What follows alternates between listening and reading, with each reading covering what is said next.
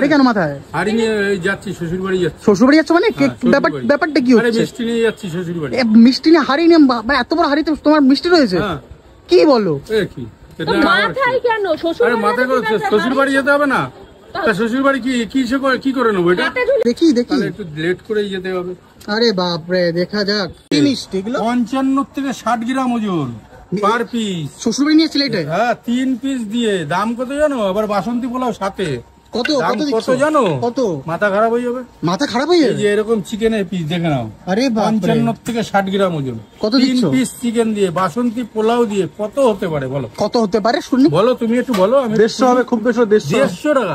150 টাকায় তো ডবল, মানে দুজন, একজনের সাথে একজন ফ্রি দিয়ে দেবো। তাই নাকি? তাহলে কত দিচ্ছ? করতে চাইছো মাত্র 70 টাকা। মাত্র 70 টাকা। এই যে এই দেখো, মাত্র 70 টাকা।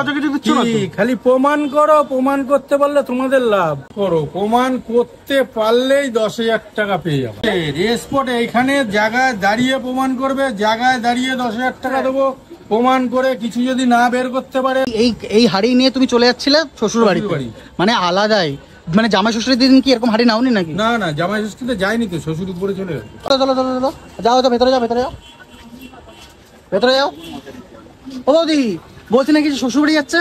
আচ্ছা, তোমার বাপের বাড়ি যাচ্ছে নাকি এগুলো নিয়ে? যাচ্ছি বাপের বাড়ি। কেন যেতে কি মানা আছে? আরে না, যেতে মানা নেই। বলছি বাপের বাড়ি যাওয়ার জন্য তো এইখানে রয়েছে, দেখতে পাচ্ছ। বাপের বাড়িতে এখান থেকে তৈরি করে নিয়ে যাচ্ছে, একটু বাপের বাড়িতে সবাই খাবে, ওই কারণে। আচ্ছা, আবার এর ভিতরে কি রেখেছো? নিয়ে যায় না, এর ভিতরে নিয়ে যাই। এর ভিতরেই তো আসল জিনিস। জাদু না? এর ভিতরেই তো জাদু। এর ভিতরে আসল জিনিস আছে? হ্যাঁ, এর ভিতরেই তো আসল জিনিস। দেখাও দেখো কি আছে এর ভিতরে আসল জিনিস। আরে বাপরে, এ তো হলুদ ভাত। হলুদ ভাত? তো হলুদ ভাত কই? ঝুরঝুরে হলুদ ভাত মনে হচ্ছে। অরিজিনাল গোবিন্দভোগ চালের। প্রমাণ যদি করতে পারে গোবিন্দভোগ চাল না, নগদে 10,000। আরে বাপরে। না, মধ্যমগ্রামে কি তুমি একাই কি গোবিন্দভোগ চালে পোলাও দিচ্ছ? আমি তো সব জায়গায় দিচ্ছি লং গ্রেন রাইস দিচ্ছে। আমি গোবিন্দভোগ চাল। তুমি একাই দিচ্ছ? কিন্তু দিচ্ছি কিনা জানি না, কিন্তু আমার দোকানে গোবিন্দভোগ। তোমার দোকানে গোবিন্দভোগ চাল ব্যবহার করি।